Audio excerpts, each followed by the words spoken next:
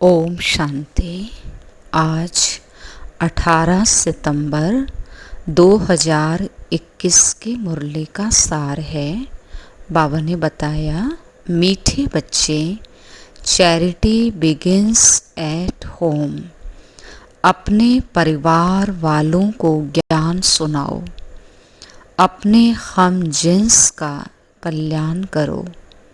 प्रश्न है, किस श्रीमत का पालन करने वाले बच्चे अपनी अवस्था को एक रस बना सकते हैं? उत्तर है, अवस्था को एक रस बनाने के लिए बाप के श्रीमत है, बच्चे रोज सवेरे सवेरे उठकर बड़े प्यार से बाबा को याद करो, अपने को आत्मा समझो और बाबा जो सुनाते हैं उसे सुनो।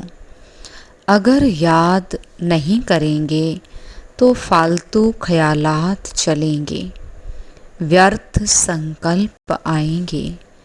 इसीलिए बाबा राय देते हैं, बच्चे रोज सवेरे सवेरे उठकर अपने आप से प्रतिज्ञा करो कि चलते फिरते, खाते पीते, उठते बैठते, भोजन बनाते एक बाबा को ही याद करेंगे।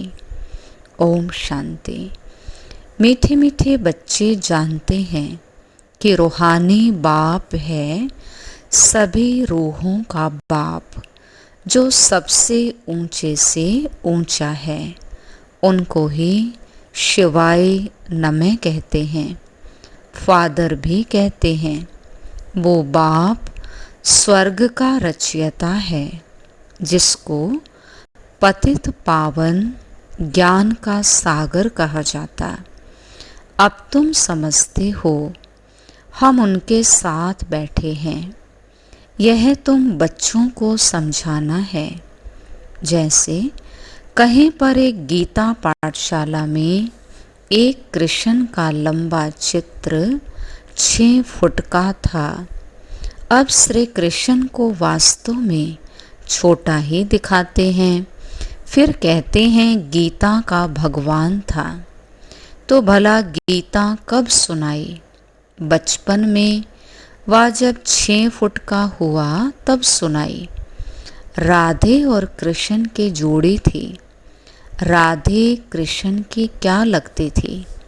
राधे को भगवती और श्री कृष्ण को भगवान कहते हैं। इन दोनों का क्या संबंध है, ये किसको नहीं पता। श्री कृष्ण ने गीता का उपदेश दिया, परंतु कब दिया? जब तुम ऐसे ऐसे प्रश्न पूछेंगे तो मनुष्य समझ जाएंगे कि यह तो सिवाय ब्रह्मा कुमार कुमारियों के और कोई पूछ नहीं सकता। कोई भी बड़े बड़े राजाएं आदि जो भी हैं, वो सन्यासियों को देख पांव जरूर पड़ेंगे। किसी को भी पूछने की हिम्मत ही नहीं रहती। बाबा ने कहा, तुम तो हिम्मत रखते हो पूछने की।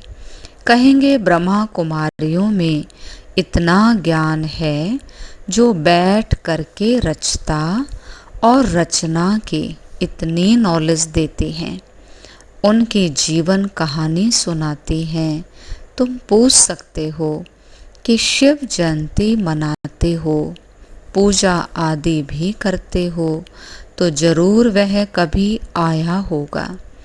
तब से शिव जयंती मनाई जाती है। वह कब आया? शिव बाबा तो है निराकार, उनको अपना शरीर नहीं। शिव जयंती मनाते हैं तो जरूर शरीर में आया होगा। निराकार की जयंती कैसे हो सकती है? आत्मा तो अमर है। जयंती तब मनाई जाती जब मरे और जन्मे। आत्मा की जयंती नहीं होती। आत्मा तो अविनाशी है। ऐसे नहीं कहेंगे आत्मा की जयंती। शिव तो निराकार है, उनका चित्र लिंग का रखा जाता है। तुम बच्चों को यह ख्यालात रहने चाहिए। यहाँ से अपने घर धंधा धोरी में जाने से ये बातें बुद्धि से निकल जाती हैं। चिंतन नहीं चलता। गुरुओं आदि की जंजीरों में भी बहुत फंसे हुए हैं, बात मत पूछो। बाबा ने कहा, अबलाएं बहुत भोली होती हैं, तुम उनसे पूछ सकते हो। शिव जयंती मनाई जाती है, परंतु वह है कौन? उसने क्या आकर किया और कब आया? जयंती माना ही बर्थ। निराकार शिव का बर्थ मनाया। वह निराकार है तो उसका फिर बर्थ कैसे मनाया जाता है? किसमें आया? आत्मा शरीर में जाती है तो कहा जाता है जन्म हो गया। आत्मा तो आत्मा ही है। शरीर में प्रवेश करती है तो कहेंगे आत्मा ने शरीर लिया है पार्ट बजाने के लिए। वह तो है निराकार। उसने जन्म कैसे लिया? किसमें आया? उनको तो परमात्मा कहा जाता है। यह किसको भी नहीं पता। भल बहुत शास्त्र आदि पढ़े हैं, परंतु बाबा कहता कुछ भी नहीं पता। अब तुम ज्ञान से भरपूर हो, अभी तुमको ज्ञान ही सुनाना है। कोई कोई 2-3 वर्ष आते हैं, फिर अज्ञान की प्रवेशता हो जाती है। बाबा फिर अज्ञान को निकाल ज्ञान की धारणा कराते हैं। अब तुम बच्चों को ज्ञान दिया जाता है, परंतु पुरुष ज्ञान में, स्त्री अज्ञान में तो जैसे हंस बगुले बन जाएं। इसीलिए पहले तो स्त्री को ज्ञान देना चाहिए। स्त्री पति को गुरु ईश्वर मानती है तो स्त्री को गुरु की आज्ञा माननी चाहिए, यानी पति की आज्ञा माननी चाहिए। ये यहाँ की बात है। वहाँ तो आज्ञा मानने ना मानने का सवाल ही नहीं, सब प्यार से चलते हैं। वहाँ ऐसी कोई बात होती ही नहीं। तो बाबा कहते हैं चैरिटी बिगिंस एट होम। स्त्री ज्ञान में आती है, पति नहीं आता, तो क्या कर सकती है? भूं भूं करनी है ज्ञान की। बच्चों को भी भूं भूं करना है।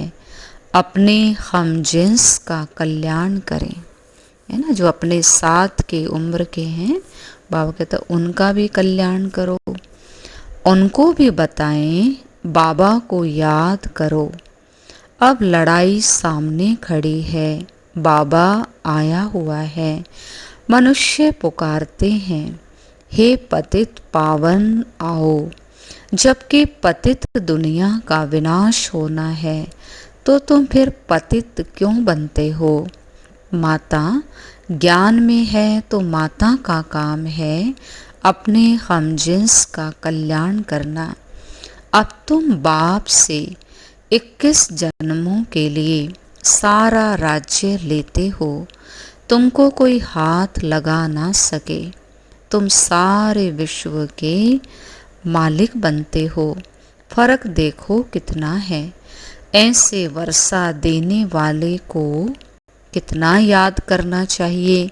यहाँ तो बहुत हैं जो सारे दिन में शिव बाबा को याद ही नहीं करते। सारा दिन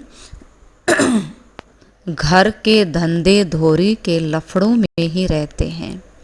नहीं तो बाबा कहते सवेरे उठकर बाबा को बहुत प्रेम से याद करना चाहिए। बाबा आपसे हम प्रतिज्ञा करते हैं, आपसे हम वर्षा जरूर लेंगे। बाबा आप कितने मीठे हो। आपकी याद से हमारे विकर्म विनाश होंगे। अंदर में अपने से बात करना, उसको विचार सागर मंथन कहा जाता है। बाबा, आपसे हम पूरा वर्षा लेकर ही छोड़ेंगे। अब हमको तमो प्रधान से सतो प्रधान जरूर बनना है, तभी सतयुगी राज्य पाएंगे। बाबा, आपको हम निरंतर याद करेंगे। 63 जन्मों में हमने कितने पाप किए हैं, कितना सिर पर बोझा है। इसीलिए बाबा, हम आपको बहुत याद करते हैं। बाबा, हम खाना पकाएंगे, घूमने जाएंगे तो भी आपकी याद में रहेंगे। ऐसे ऐसे बातें करते प्रतिज्ञा करेंगे तो विकर्म विनाश होते जाएंगे। बाबा, हम भोजन बनाएंगे आपकी याद में। हमको सतो प्रधान जरूर बनना है। पता नहीं कल शरीर छूट जाए तो हम सतो प्रधान बनेंगे ही नहीं। मृत्यु का डर है ना। बाबा, हम जीते जी आपसे वर्षा जरूर लेंगे। फिर देखना चाहिए कि आज के सारे दिन में हमने कितना याद किया। कोई भी हालत में याद की यात्रा में जरूर रहना है।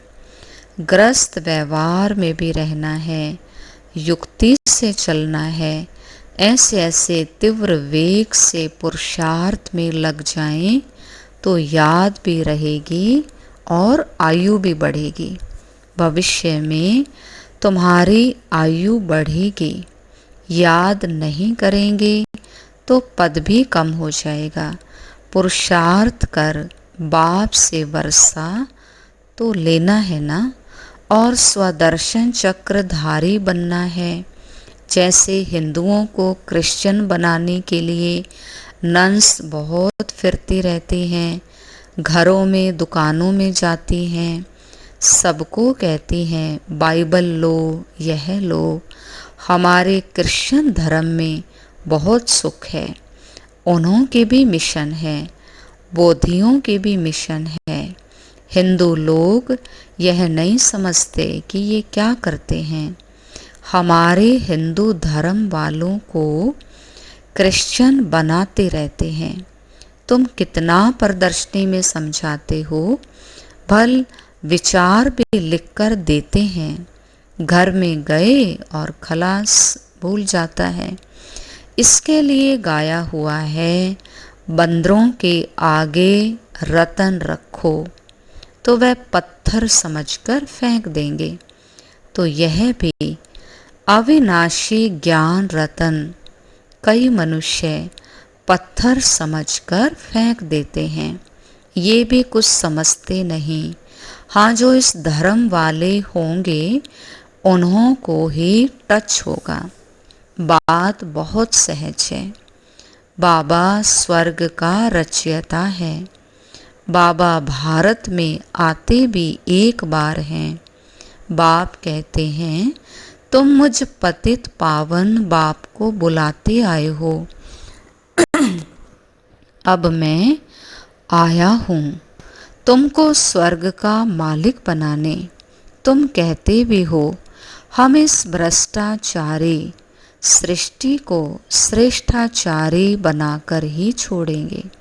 बाबा ने कहा, अभी तो सब नरकवासी हैं, तुम अभी शिव बाबा की श्रीमत पर हो।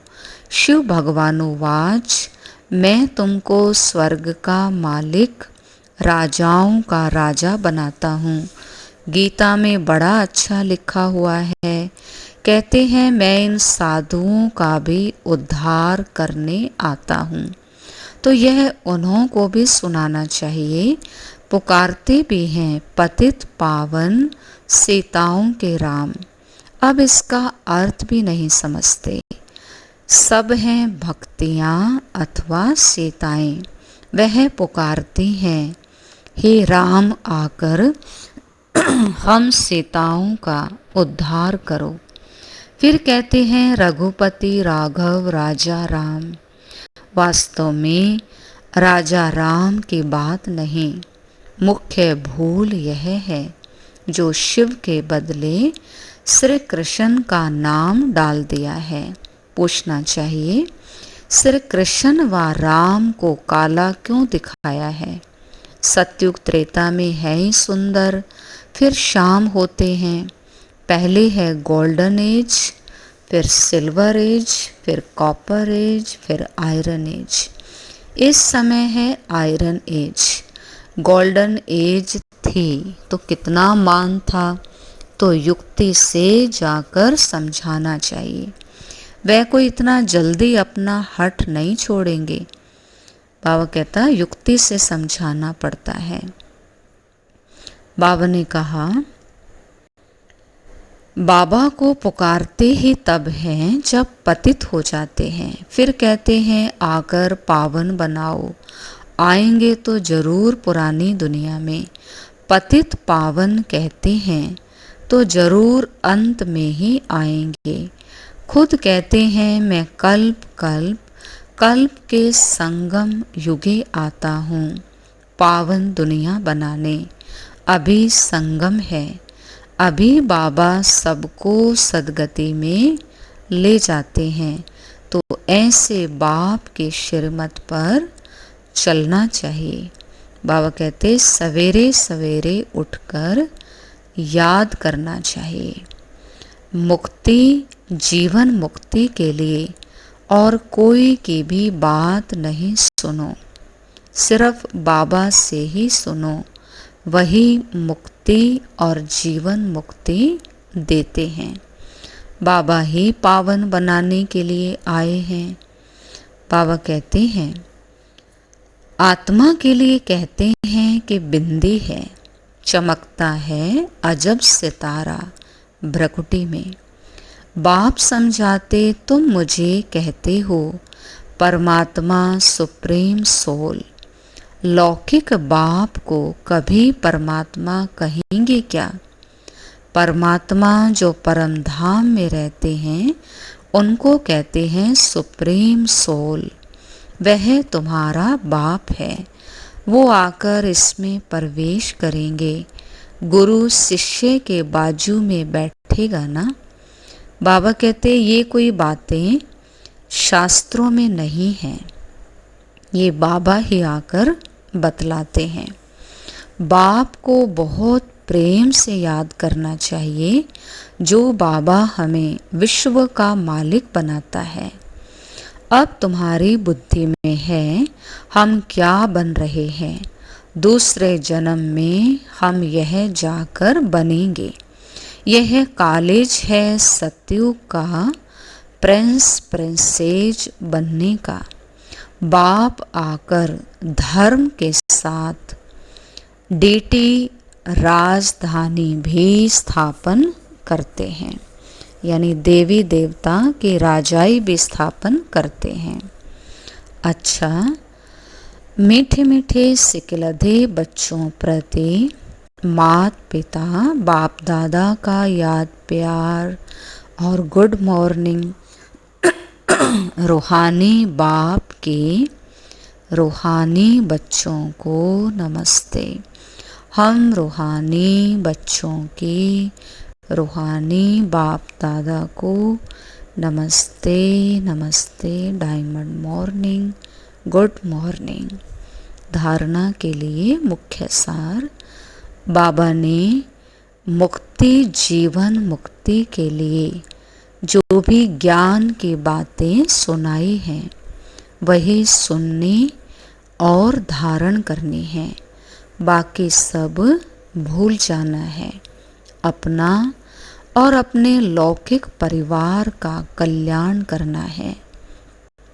बाबा कहते उनको भी ज्ञान सबसे पहले देना है। व्यर्थ ख्यालातों को समाप्त करने के लिए सवेरे सवेरे उठकर विचार सागर मंथन करना है। याद की यात्रा में लगे रहना है। वरदान दिया बाबा ने, तीनों कालों को सामने रख हर कार्य में सफल होने वाले सदा विजयी भव। तीनों कालों को सामने रख हर कार्य में सफल होने वाले सदा विजयी भव। लौकिक रीति में भी जो समझदार होते हैं वो आगे पीछे सोच समझकर फिर कदम उठाते हैं। ऐसे यहाँ भी आप बच्चे जब कोई कार्य करते हो तो पहले तीनों कालों को सामने रखकर फिर करो। सिर्फ वर्तमान को नहीं देखो, बेहद की समझ धारण करो और विजयीपन के निश्चय के आधार पर व त्रिकालदर्शीपन के आधार पर हर कर्म करो व हर बोल बोलो, तब कहेंगे अलौकिक व असाधारण, यानी महान आत्मा, विशेष आत्मा। तो बाबा कहते कोई भी कर्म करो तीनों कालों को सामने रखकर करो, आदि मध्य अंत, कि जो कर्म हम करने जा रहे हैं कि इसका रिजल्ट क्या निकलेगा, है ना। पास्ट में इसका क्या एक्सपीरियंस था, क्या हुआ था इसका, कुछ भी करते हैं तो बाबा कहते और ये भी अंदर में समझ धारण करो कि विजय हमारी होगी, है ना। इस निश्चय के आधार पर बाबा कहते कर्म करो। स्लोगन है, हद के किनारों को छोड़ एक बाप को सहारा बना लो तो पार हो जाएंगे। जितने भी हद के किनारे हैं, विनाशी किनारे हैं, बाबा कहता उनको छोड़कर, चाहे वो व्यक्ति हो, वस्तु हो, वैभव हो, पदार्थ हो, कुछ भी हो, सबको छोड़कर बाबा को सहारा बनाओ। तो बाबा कहते इस भव सागर से, विषय सागर से पार हो जाएंगे। अच्छा, ओम शांति।